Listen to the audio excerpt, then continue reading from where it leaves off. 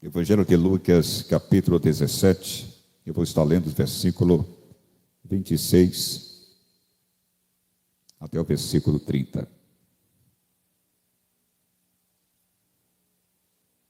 Glórias a Deus. Evangelho de Lucas, capítulo de número 17, eu vou estar lendo os versículos 26 e o versículo 30.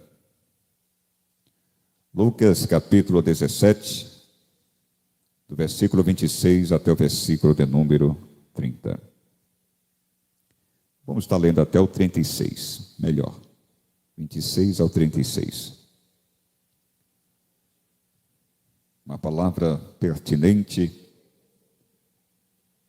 urgente e atual. Lucas, Mateus, Marcos, Lucas. Está bem, irmãos? Bom, vocês querem ficar bom de Bíblia? Vocês querem ficar bom de Bíblia? Então lê a Bíblia todo dia.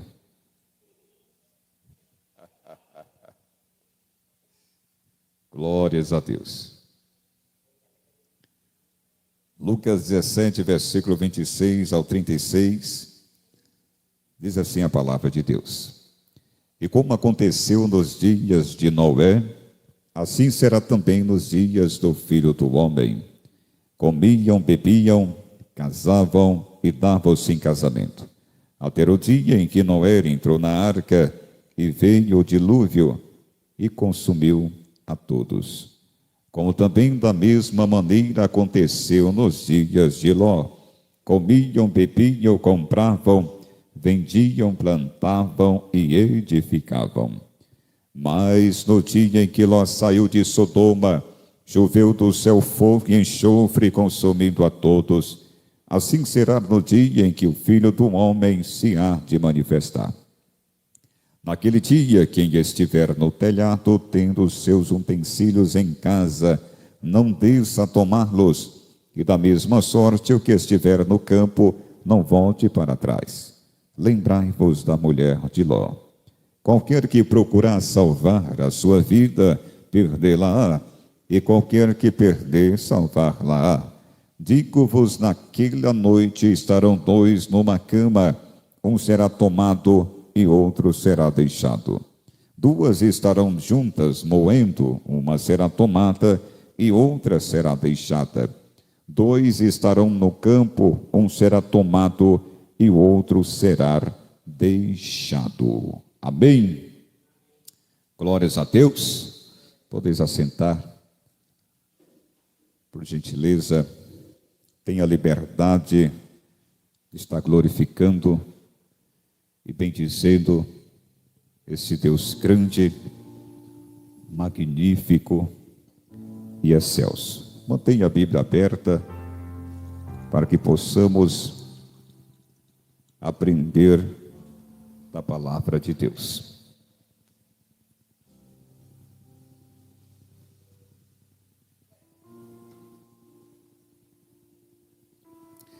Meus amados irmãos e ouvintes da palavra de Deus, esta mensagem, uma mensagem que eu tenho recapitulado, que eu tenho frisado, uma das mensagens que eu mais preguei quando estava na itinerância, sobre a geração do arrebatamento. É como o pastor falou, queridos irmãos, eu sempre estarei trazendo esse tema, pois é um tema pertinente, um tema atual e urgente para a igreja de Jesus Cristo na face da terra. Nunca deixemos, meu irmão e minha irmã, de aprendermos acerca do arrebatamento da igreja. Em muitos lugares, esse tema, arrebatamento, está desaparecendo dos altares de muitas igrejas, porque eles não querem o arrebatamento. Eles querem um aqui, um agora. Eles querem cultos sensacionalistas. Eles querem bexigas, festividades, rifas, sorteios, danças dentro da casa de Deus. Mas eles não querem, queridos irmãos, ser confrontados com esta realidade, que Jesus está voltando para buscar uma igreja santa, de boas obras, remida, justificada, propiciada, que não se contaminou, que é virgem, imaculada, que não se contaminou com este mundo caído, perverso, maligno, qual estamos a viver nesta geração que estamos a vivenciar. Então é tempo, meu irmão, de nós anelarmos pela presença de Deus. É tempo de nós desejar arduamente a volta do nosso Senhor e Salvador Jesus Cristo. As pessoas estão tão despercebidas que elas não estão, amados irmãos, atentando para esta realidade. Elas não estão vendo os acontecimentos, os sinais que apontam para a volta iminente do nosso Senhor e Salvador Jesus Cristo. Elas estão muito ocupadas com suas redes sociais, com seus smartphones, com seus tablets, seus computadores, seus televisores, enfim, com seus entretenimentos tecnológicos que têm surgido a cada dia, a cada momento, para escravizar a mente do ser humano, para que o homem não venha, queridos irmãos, atentar para os sinais que apontam para a volta de Jesus ao Nazareno. O diabo quer que o homem esteja despercebido, com a sua mente bipolada na tecnologia, com a sua mente focalizada com as coisas frívolas desta terra, com as coisas materiais, passageiras, que o mundo nos propõe a cada dia e a cada momento. O diabo quer tirar o foco, meu irmão e minha irmã, da igreja, para ela não se preparar, para ela não acumular azeite, para ela não guardar azeite de reserva, para ela não ter o fogo do Espírito Santo em sua vida. Então as pessoas estão com as suas mentes bipoladas, com as suas mentes cauterizadas, com as suas mentes, amados irmãos, em direção da tecnologia, do modernismo, do secularismo, do capitalismo, enfim, estão despercebidos, cegos, e não estão atentando para os sinais da volta do nosso Senhor e Salvador Jesus Cristo. A Bíblia Sagrada, desde os primórdios, ela vinha nos dizer e vinha nos apontar e nos alertar de forma figurativa acerca do arrebatamento da igreja de Jesus Cristo. Se você analisar com profundidade, examinar de forma minuciosamente a palavra de Deus e ver nos primórdios da Bíblia, o livro do início, o livro de Gênesis, no capítulo 5, versículo 24, você vai ver a primeira alusão que aponta para o arrebatamento da igreja. A Bíblia diz em Gênesis capítulo 5, versículo 24, que Enoque andou com Deus e não se viu mais, porquanto Deus para si o tomou. Quando nós vimos esta passagem que Enoque andou com Deus e não se viu mais Enoque, porque Enoque foi transladado, Enoque foi arrebatado, Enoque subiu aos céus. Aqui nós vimos pela primeira vez a alusão ao arrebatamento da igreja de Jesus Cristo. Enoque tipifica a igreja que anda com Deus, uma igreja, queridos irmãos, que tem intimidade com Deus, uma igreja que está em consonância à vontade de Deus, uma igreja que não se misturou com secularismo, uma igreja que não se contaminou, queridos irmãos, com a corrupção deste mundo, uma igreja que tem intimidade, que está convocando, que está na presença dele, que está em retidão, que está em santidade, que está em vigilância, que está andando com o próprio Deus. Aqui Enoque tipifica a igreja, meu irmão e minha irmã, e por ele andar com Deus, Deus para si o tomou e não se viu mais. Então atenta para esta palavra, meu irmão e minha irmã. Nós temos que andar com Deus, nós temos que estar mão a mão com o Pai, com nosso Criador e Salvador Jesus Cristo. Se você não andar com Deus, se você não ter intimidade com Deus, você não vai ser arrebatado, você não vai nem ouvir o soar da última trombeta. E a Bíblia Sagrada vem a nos dizer mais ainda, em 2 Reis capítulo 2, nós vimos a segunda alusão do arrebatamento da igreja. Olha para cá, irmãos, por gentileza, olha para o pastor aqui. A Bíblia Sagrada vem a nos dizer, em 2 Reis capítulo 2, nós vimos a segunda alusão do arrebatamento da igreja. Se você observar com nitidez e clareza, no versículo 1 até o versículo 14, você vai ver que Elias e Eliseu estavam em Gilgal, e Deus fala para o profeta Elias: Elias, desce para Betel.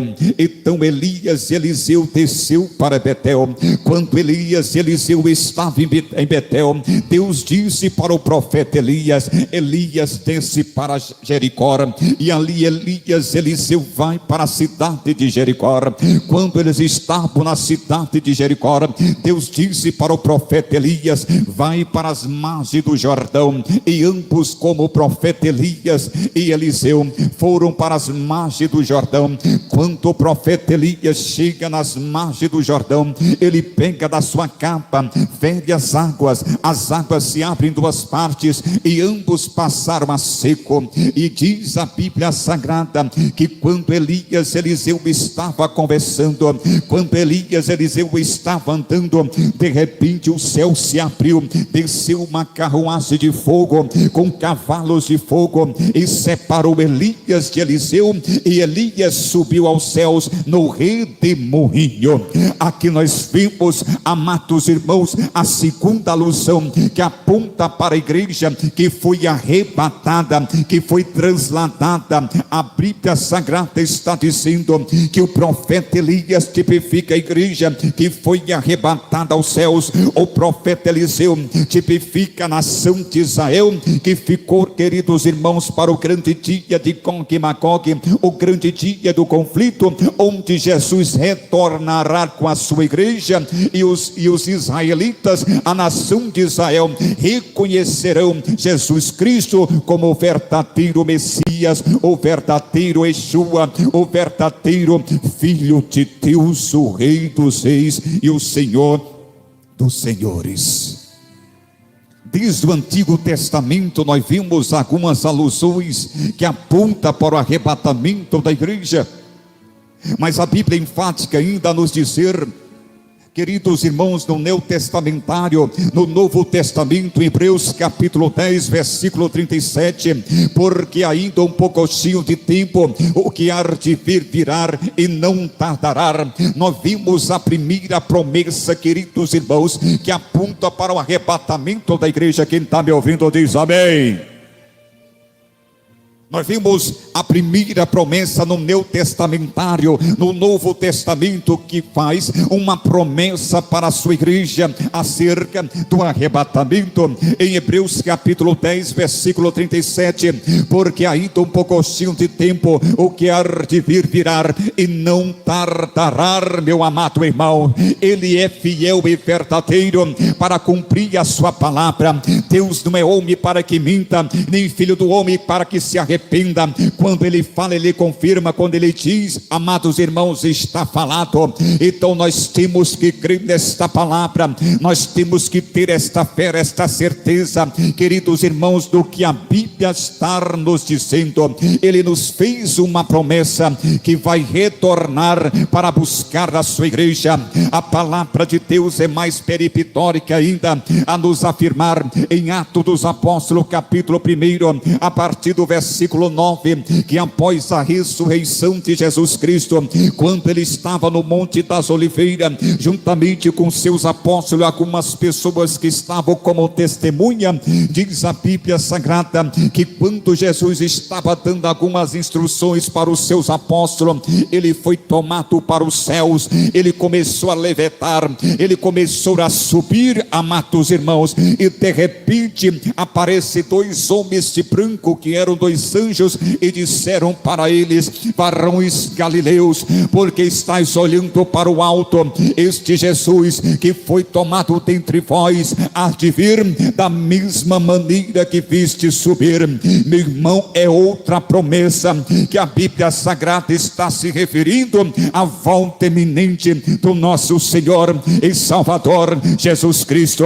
Assim como ele subiu, ele vai retornar para buscar eu e você, queridos irmãos, que está na brecha, que está anelando, que está clamando a ele dia e noite, que está dizendo: Maranata, ora vem Senhor Jesus.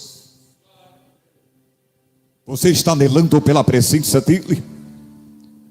Você está regozijante pela volta do nosso Senhor e Salvador Jesus Cristo? Você tem orado, tem clamado, tem suplicado de forma copiosamente, arduamente, a dizer: Deus, volta, venha buscar a tua igreja, porque este mundo não presta, este mundo é miséria, este mundo é um caos. Eu quero a tua presença, eu quero a tua presença, eu quero a tua presença. Venha arrebatar a tua igreja. Nós temos que anelar a presença desse Deus grande, poderoso, magnífico e excelso. E a Bíblia Sagrada diz mais ainda, em 1 Tessalonicenses capítulo 4, versículo 16 e 17: porque o mesmo Senhor descerá do céu com alarido, com a voz de arcanjo e com a trombeta de Deus, e os que morreram em Cristo ressuscitarão primeiro. Depois nós, o que ficarmos vivos, seremos arrebatados a encontrar com ele no céu, e estaremos para sempre com nosso Senhor. A Bíblia está recheada de promessas que apontam para a volta de Jesus, meu irmão. Esses versículos que eu mencionei é só a sombra de várias passagens bíblicas que apontam para a volta do nosso Senhor e Salvador Jesus Cristo. Eu pergunto para você nesta noite: você está despercebido, ou você está anelante pela volta do nosso Senhor e Salvador Jesus Cristo? Nós temos que anelar. Nós temos que ter esta confiabilidade do que a Bíblia Sagrada está dizendo. Nós estamos vivendo num período de Mateus 24, versículo 12: e por se multiplicar a iniquidade, o amor de muitos se esfriará, devido ao aumento da impiedade e da iniquidade. As pessoas estão gélidas, estão frias, parecendo a ponta do iceberg, e as cordilheiras dos Andes, verdadeiras estátuas ambulantes, verdadeira, queridos irmãos, barcas de gelo, refrigeradores ambulantes, que estão por aí apáticos, dormentes, sonolentos, frios, gélidos, igual uma estátua de gelo, e não estão atentando para os sinais da volta de Jesus. Nós temos que anelar, meu irmão. Os crentes estão na mornidão, os crentes estão como as 10 virgens, estão dormindo, estão tanto cegos, com as suas mentes bipoladas, com os entretenimentos deste mundo, com as tecnologias que o diabo tem levantado nesses últimos dias para cauterizar a mente do ser humano, para tirar o tempo do ser humano, para tirar a palavra da Bíblia Sagrada das mentes, dos corações dos seres humanos, para que eles não possam atentar, para que eles não possam decifrar, para que eles não possam observar, para que eles não possam despertar para os sinais da volta de Jesus. Estão tão ocupados com a terra, estão como porcos, olhando para a terra, fuçando a terra, mergulhando na lama, na terra, e não estão olhando para o alto, não estão atentando para os sinais, não estão, queridos irmãos, porque estão mornos, fracos, raquíticos, débeis, estúpidos, secos. Não tem prazer de ler a Bíblia, não tem prazer de meditar, de conhecer, de se saturar do conhecimento da Bíblia. Mas para que tudo isso, pastor? Para você ficar com a mente vigilante, para você ficar como um soldado vigilante, atento para os sinais, atento para aquilo que está te cercando, atento para aquilo que está vindo ao seu encontro, para você não ser pego de desprovido.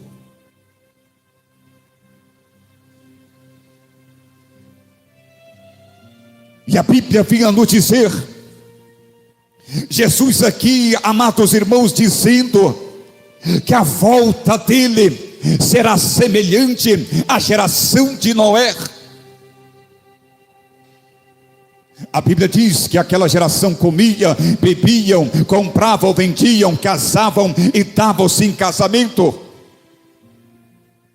Jesus está dizendo: a geração que há de contemplar o maior evento de toda a história da humanidade, o soar da última trombeta, o arrebatamento da igreja, será uma geração que vai estar se comportando, que será, queridos irmãos, que estará como a geração diluviana. Estarão comendo, bebendo, comprando, vendendo, casando e dando-se em casamento. A Bíblia diz que a geração diluviana era uma geração que estava desagradando a Deus.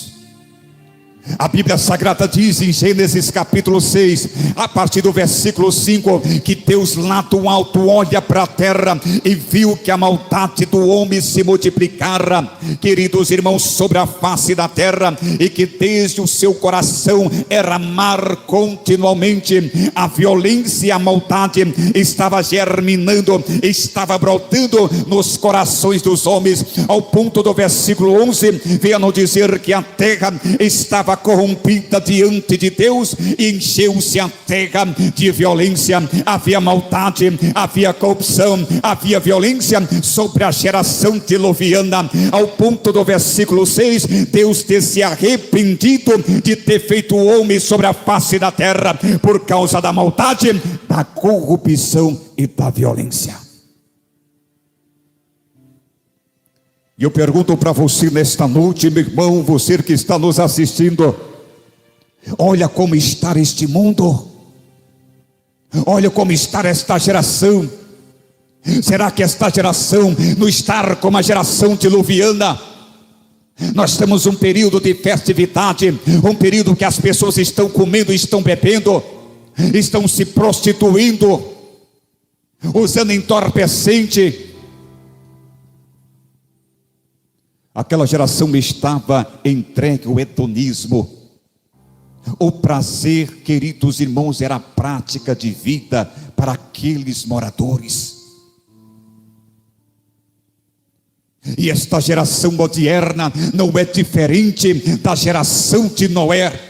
Esta geração, amados irmãos, está entregue ao hedonismo, estão se dedicando ao prazer, eles têm como estilo de vida, eles estão vivendo no prazer, na concupiscência da carne, na concupiscência dos olhos e na soberba da vida. Eles estão comendo, estão bebendo, estão se embriagando, estão se festividando, estão entregues aos vícios, estão entregues à prostituição, estão entregues à lascívia, à imoralidade, à mentira, à jogatina, ao tráfico e todo tipo de ociosidade. Está se comportando como a geração diluviana. Estão despercebidos.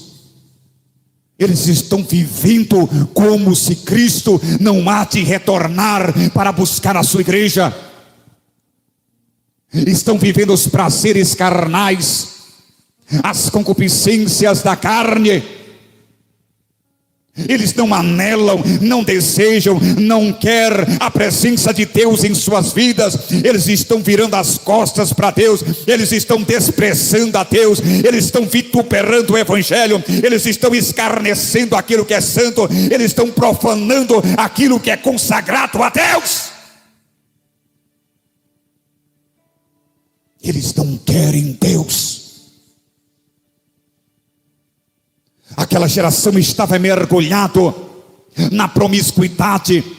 A geração diluviana estava mergulhado no paganismo.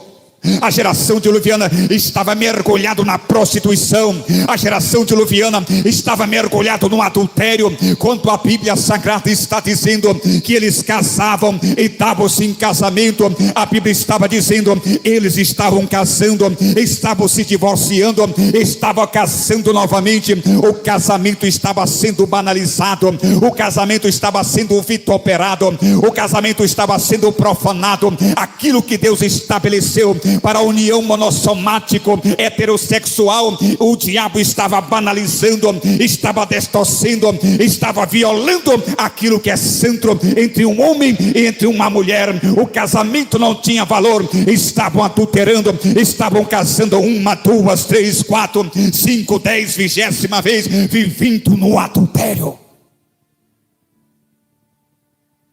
E eu pergunto para você, meu irmão, essa geração não está casando e dando-se em casamento.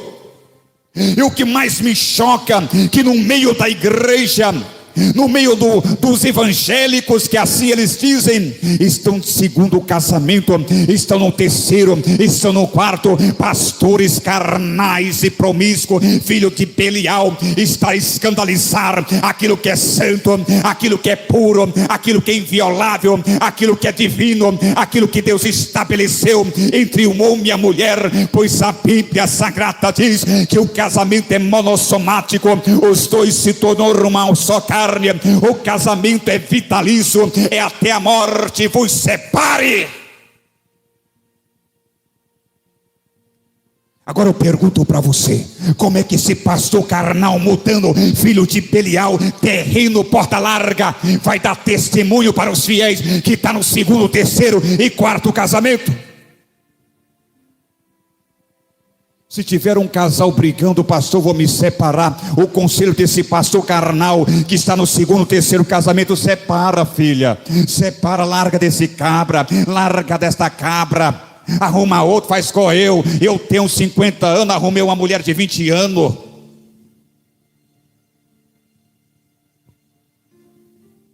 É o que está acontecendo, irmãos. Estão casando e dando-se em casamento. Eles compravam e vendiam, estavam preocupados com capitalismo, com materialismo, com secularismo, estavam preocupados em acumular riquezas, estavam batalhando, trabalhando, lutando, acumulando riquezas. Assim esta geração moderna está trabalhando, correndo para lá e para cá, em busca de riqueza, de acúmulo de riqueza na face da terra. E nesta corrida desenfreada, queridos irmãos, muitos estão se precipitando, estão se martirizando, porque não estão em santidade, não estão servindo a Deus, não estão buscando a Deus, não estão se preparando, não tem azeite de reserva, não tem a lamparina com fogo, porque estão olhando para a terra, estão querendo comprar, estão querendo vender, estão querendo comprar terrenos, estão querendo comprar casa, estão querendo comprar apartamento, estão querendo comprar bens materiais, estão focados na terra e não tem tempo de olhar para o céu, não tem tempo de congregar, não tem tempo de fraternizar, não tem tempo de comungar com a irmandade, de congregar, de adorar, de bendizer, de enaltecer, de elogiar, de reverenciar, de se quebrantar diante do Deus que fez os céus e a terra.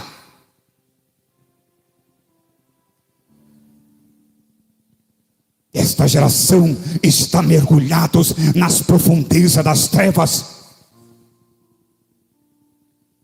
E a Bíblia diz que, vindo o comportamento daquela geração promíscua, aquela geração diluviana, houve um pesar no coração de Deus. A palavra pesar significa entristecer-se. Deus entristeceu em ver a humanidade, o qual Ele criou conforme a sua imagem e a sua semelhança, mergulhada nas densas trevas, mergulhada na impiedade, da iniquidade, no paganismo, onde eles viraram as costas para o Deus verdadeiro, para adorar o seu prazer.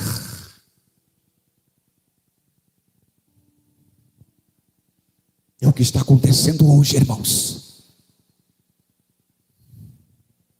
O grande historiador Eusébio de Cesareia do século IV, no seu escrito História Eclesiásticas, ele vinha dizer que a geração diluviana era uma geração tão animalesca, tão maquiavélica, tão tenebrosa, que eles praticavam antropofagia, que era canibalismo, comiam carne humana.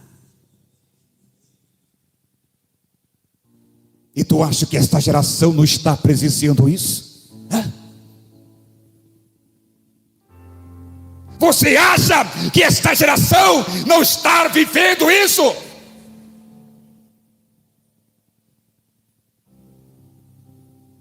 Deus olha para a terra e só vê negada bebendo, comendo, farreando, se prostituindo, um verdadeiro bacanal, um verdadeiro hedonismo, casando, divorciando, segundo, terceiro, quarto casamento, entregue a bebida, entregue o cigarro, entregue a prostituição, entregue o adultério, entregue a libertinagem, entregue o homossexualismo, entregue a libertinagem, entregue a feitiçaria, entregue o modernismo, entregue todo tipo de impiedade e de iniquidade. Deus está triste com a terra, irmãos. A terra está podre, a terra está fedendo nas narinas de Deus. E você diz que é crente, você diz que está servindo a Deus dessa maneira. Nós temos que nos doar sem reserva, irmãos. Não podemos brincar com o pecado. Ou você serve a Deus, ou você serve o diabo. Não adianta meio termo, não adianta você ficar com a mente dobre, não adianta você ficar em cima do muro. Resolva logo, irmãos. Você está enganando você mesmo. Para de ficar com um pé no mundo e o pé na igreja, crente Raimundo. Resolva logo quem você vai servir. Se você quer servir a Deus, se você quer entregar a tua vida para Jesus, então obedece a sua palavra, se submeta à sua vontade. Viva as Escrituras. Agora, se você quer viver conforme você quer, uma vida relativizada, fazendo as suas próprias regras, fazendo o seu próprio caminho, servindo a Deus como você quer, da maneira que você quer, no dia que você quer, você está enganando a si mesmo. É melhor você ir lá para o terreiro de macumba e adorar o Satanás.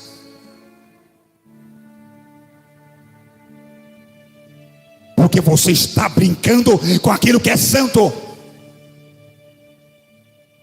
A Bíblia diz que Deus destruiu uma geração inteira com água. Por causa dessas maldades, desta violência, desta corrupção, dessa impiedade, dessa iniquidade, Deus mandou a água dos céus, abriu o abismo da terra, descia água do céu e subia água das comportas, dos lençóis freáticos da terra, subiu sobre a terra e inundou todo o globo terrestre, alcançando o mais alto dos montes daquela época, e todos morreram afogados. Eu só pobre não era a sua família, porque estava dentro da arca. Tu sabe por que Deus não destrói esse mundo? Deus só não destruiu este mundo, irmãos, porque o sangue de Jesus ainda está nesta terra. Deus não destruiu este mundo porque a sua igreja, os remanescentes, estão brilhando, estão como sal, estão temperando, estão preservando. Se o mundo está como está, com uma igreja verdadeira aqui dentro na terra, agora tu imagina quando a igreja for retirada, quão treva, quão tenebroso será este mundo, irmãos. A Bíblia diz em Apocalipse capítulo 9, a partir do versículo 14, que junto ao rio Eufrates, há 4 demônios poderosíssimos, acorrentados num abismo, esperando o ano, o mês, o dia e a hora para ser solto. E tu sabe o que a Bíblia diz? Que quando estes 4 generais do inferno serem soltos, eles vão liderar 200 milhões de demônios. O que eles vão fazer, pastor? Nadinha. Vão fazer nadinha, bonitão. Só vai matar uma terça parte dos moradores da terra. Só isso. Você vai querer ficar para enfrentar eles? Você vai querer ficar para enfrentar eles? Vai. Você vai querer olhar face a face nesses 4 demônios que estão acorrentados? Fica pecando. Fica se masturbando. Fica vendo pornografia. Fica na mentira, na jogatilha. Enche a cara de cachaça. Adultera. Casa 2 vezes, 3ª vez, 4ª vez. Casa. Engana, mente. Falsifica. Viva na impiedade, da iniquidade. Enche a cara de cachaça. Se prostitua. Isso, continua. Pois a Bíblia diz que nos últimos dias, quem é santo, santifique-se mais ainda. Quem é sujo, suje-se mais ainda.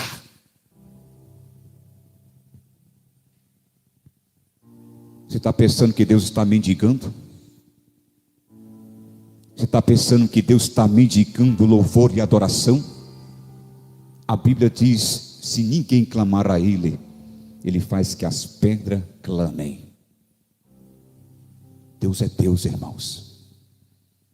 E Ele não é somente Deus, Ele é santo, santo e santo. Coloque-se de pé, por gentileza.